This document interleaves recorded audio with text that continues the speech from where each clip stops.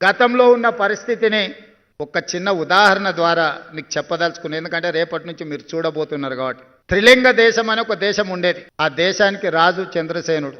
ఆ చంద్రసేనుడికి ఓ కొడుకు ఓ అల్లుడు ఉన్నాడు, రామసేనుడు హరిసేనుడు. రామసేనుడికి ఒకటే కోరిక, ఎట్లన్నా చేసి చంద్రసేనుడిని ఆ కృష్ణుడి నుంచి దొబ్బి కింద పడేసి అందులో కూర్చోవాలి. దానికోసం అన్ని రకాల ప్రయత్నాలు చేసిండు. ఇంట్లో అమ్మతో చెప్పించండు, భార్యతో చెప్పించండు, చుట్టాలతో చెప్పించండు, తండ్రికి ఎన్ని చెప్పించినా ఇంక ఇది జరుగుతలేదు. చూసి చూసి చూసి ఇక ఎక్కడ జరుగుతలేదని చెప్పి ఏం చేయాలని ఆలోచన చేస్తుంటే ఆయనకు హరికర వేణుగోపాలరావు గారిని పెద్ద మనిషి ఎదురైండు. అయ్యగారు, ఎట్లా మరి నా కోరిక నెరవేర్తలేదు, ఏం చేయాలంటే, ఇట్లా అయితే కుదరదాయా, నువ్వు జర గట్టిగా తపస్సు చెయ్యి, తపస్సు చేస్తే దేవుడు ప్రత్యక్షమవుతాడు, ఇక నువ్వు దేవుని కోరుకుంటే మాత్రం నీ కోరిక నెరవేరేటట్టు ఉంది అని సూచన చేసిండు. సరే మంచిదని ఎత్తుకుతే ఆదిలాబాద్లో 1000 ఊడల మర్రి కనిపించింది. ఇది అయితే బాగుంటుంది తపస్సు అని. రామసేనుడు పోయి 1000 ఊడల మర్రి కింద కూర్చొని ఇక కఠోరమైన తపస్సు తంత్రాలన్నీ చదువుతుంటే ఇక మొత్తం త్రిలింగ దేశంలో ఉన్న అందరికీ నిద్రలేని పరిస్థితులు వచ్చినాయి.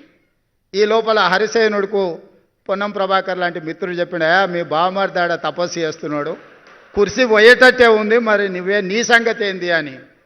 అమ్మ ఇదేదో ప్రమాదానికే వచ్చేటట్టున్నా. ఆయన కూడా ఆడికే పోయింది, ఏం చేస్తుండో బామారిది చూద్దామని. చెట్టు కింద బామారిది మర్రి చెట్టు కింద కూర్చొని కఠోరమైన తపస్సు చేస్తున్నాడు. బావ తెలియకల్లోడు, దేవుడు అనేటోడు పైనుంచే కిందికి వస్తాడు కదా ప్రత్యక్షమైతే అని మర్రిచెట్టు ఎక్కి మర్రిచెట్టు మీద కూర్చొని ఆయన కూడా తపస్సు కూర్చున్నాడు.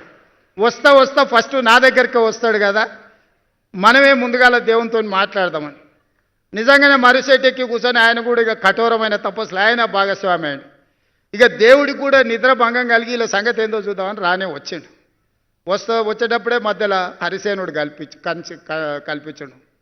ఏం భక్త చాలా తపస్సు చేస్తున్నావు, ఏంది నీ కోరిక అని. హరిసేనుడికి అనుమానం వచ్చింది. నేను ఏం కోరినా కింద వాడు బామర్ది ఇంకేం కోరుకుంటాడో తెలియదు, ఈయన సంగతి చెప్తుండని. ఏం లేదు దేవుడా, నాకు కన్ను ఓడు అని అడిగాడు. ఆయన అడిగాడు, నువ్వు ఇంత తపస్సు చేసింది నీ కన్ను పొడిపించుకోవడానికి కానీ, నేను చెప్తా కదా దాని వెనకాల ఉన్న మతలబు, నువ్వైతే పొడువు అన్నాడు. ఓకే నీ కోరిక నెరవేర్చాను. ఒక కన్ను ఓడిచాడు. ఓడిచి ఇంకా కిందికి వచ్చాడు రామసేనుడి దగ్గరికి, బావమారి దగ్గరికి. బావమారిదికి బావ మీద అనుమానం, వీడు తెలియకల్లోడు తెలుగు ఆలోచన చేస్తాడని. సరే మంచిదని ఆలోచన చేసి రామసేనుని కూడా అడిగాడు, దేవుడు ఏంది నీ కోరిక అని. ఇక ఎక్కువ ఆలోచన చేస్తే మనకు అసలే తెలివి తక్కువ, ఎక్కువ ఆలోచన చేస్తే అనవసరమైన నష్టం. మా బావ ఏం అడిగిందో దానికి నాకు 2 అని అడిగాడు.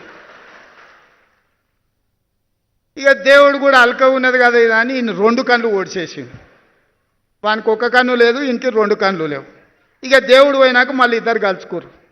అరే పరిస్థితి ఏంది, ఇట్లా అయిపోయా, ఇట్లయితే ఎట్లయితుంది, మరి ఎట్లా బతుకుదాం, మరి ఇట్లా కుదిరేటట్లేదు, ఇట్లా మనం పని చేసుకునే పరిస్థితి చేయి దాటిపోయిందని. అప్పుడు ఇద్దరు కలిసి ఒక ఆలోచనకు మాలో పెద్ద మనిషిని కలిసిరాయా, మా పరిస్థితి వానికి ఒకటి లేదు, నాకు 2 లేవు, మా ఇద్దరు పరిస్థితి ఏందని. ఓ పని చేయండి, శుక్రవారం నాడు మక్కా మస్జిద్ కోండి, శనివారం నాడు బిర్లా టెంపుల్ కోండి, ఆదివారం నాడు మెదక్ చర్చ్ దగ్గర కోండి. ఆడ మెట్ల మీద కూర్చుంటే వచ్చేటోడు పోయేటోడు ఏదో ఒకటి ఇస్తాడు.